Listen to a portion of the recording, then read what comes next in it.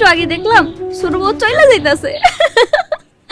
হায় হায়, সরলার দোকানের সবকিছু জিনিসপত্র সুজন গুন্ডাকে দিয়ে চুরি করালো এবং সরলাকে হুমকি দিয়ে বলল তুই এই গ্রাম ছেড়ে চলে যা। তাহলে এবার সরলা কি করবে? আবার কি নতুন করে শুরু করবে? কি ঘটতে চলেছে অবুঝ বউ নাটকের 4 নাম্বার পর্বে? তো হ্যালো ভিউয়ার্স, কেমন আছেন সবাই? আশা করি সকলে ভালো আছেন। সো ভিউয়ার্স, নিয়ে আসলাম অবুঝ বউ নাটকের 4 নাম্বার পর্বের আপডেট এবং রিভিউ। এই ভিডিওটা যদি আপনারা মনোযোগ সহকারে দেখেন তাহলে কিন্তু আপনারা জানতে পারবেন অবুঝ বউ নাটকের 4 নাম্বার পর্বে কি ইন্টারেস্টিং এবং কি মজার মজার ঘটনাগুলো ঘটবে। তাই বলবো গাইস, আপনারা যারা ইগল টিমের প্রত্যেকটি নাটক দেখতে ভালোবাসেন তারা অবশ্যই আমাদের চ্যানেলটিকে সাবস্ক্রাইব করবেন, কারণ এই চ্যানেলে প্রত্যেকটি নাটকের আপডেট এবং রিভিউ সবার আগে দেওয়া হয়। তো চলুন বেশি কথা না বাড়িয়ে ভিডিওর মূল টপিকে ফিরে যাওয়া যাক। সো ভিউয়ার্স, আপনারা কিন্তু অবুঝ বউ নাটকের 1 নাম্বার পর্ব থেকে দেখতে দেখতে 3টি পর্ব দেখে ফেললেন এবং অবুঝ বউ নাটকের 4 নাম্বার পর্বটি দেখার জন্য অধিক আগ্রহে বসে আছেন। সো ভিউয়ার্স, অবুঝ বউ নাটকের 4 নাম্বার পর্বটি কিন্তু খুব শীঘ্রই আপনারা দেখতে পারবেন। যত দ্রুত গতিতে এই ভিডিওতে লাইক টার্গেট থাকবে 5000, আপনারা 5000 লাইক যত দ্রুত গতিতে কমপ্লিট করে দিবেন তত দ্রুত গতিতে কিন্তু অবুঝ বউ নাটকের 4 নাম্বার পর্বটি দেখতে পারবেন। তো চলুন এখন জানিয়ে দেই 4 নাম্বার পর্বে কি ইন্টারেস্টিং মুহূর্তগুলো ঘটবে।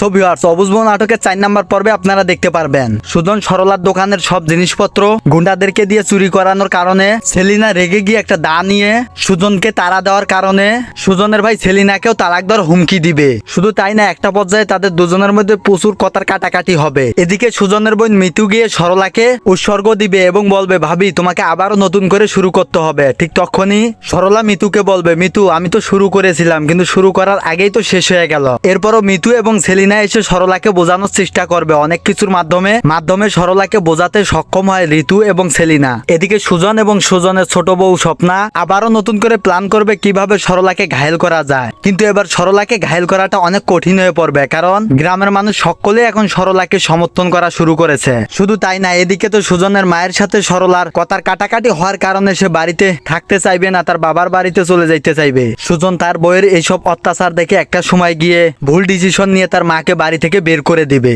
সুজনের মা তখন রাস্তায় বেরোবে এবং সেই সাথে বলবে যার জন্য এত কিছু করলাম সেই আজকে আমাকে রাস্তায় বের করে দিল। ঠিক তখনই সরলা সুজনের মাকে এই রাস্তায় দেখে চমকে যাবে এবং সেই সাথে তাকে বলবে মা তোমার এই অবস্থা কেন।